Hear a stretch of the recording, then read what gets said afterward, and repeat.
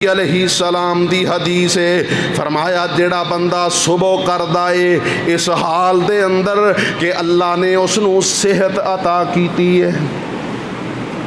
اس حال دے اندر صبح کردا ہے کہ اللہ نے اس نو صحت عطا کیتی ہے، اور نبی علیہ الصلوۃ والسلام فرماندے نے کہ اللہ نے آمیناً فی سربہی، اللہ نے اس نو امن عطا کیتا ہویا ہے اندہ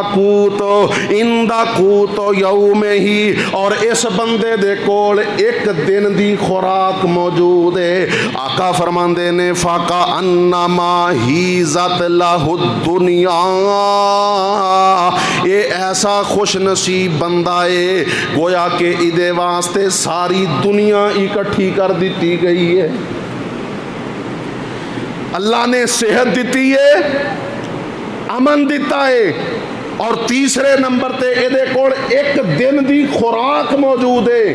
نبی علیہ السلام فرماندے نے فاقا انما ہیزت لہ الدنیا، گویا کہ اس بندے واسطے تے ساری دنیا اور ساری دنیا دی نعمتاں اکٹھیاں کر دیتیاں گئیاں نے۔ میرے محترم بھائیو، آئیے اللہ رب العالمین دی نعمتاں چو ایک بہت بڑی نعمت کیا ہے؟ امن ہے کہ اللہ رب العالمین نے تواڈی عزت محفوظ رکھی ہے،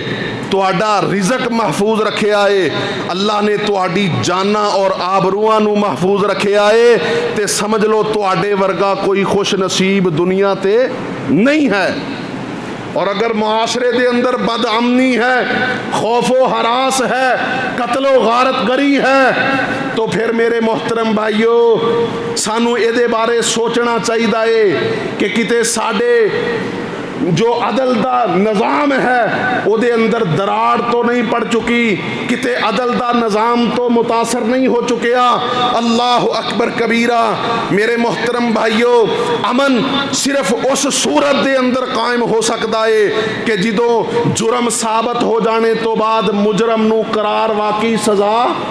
دیتی جائے، تو پھر انشاءاللہ ہر طرف امن ہوئے گا، شانتی ہوئے گی، محبت ہوئے گی، پیار ہوئے گا، مودت ہوئے گی۔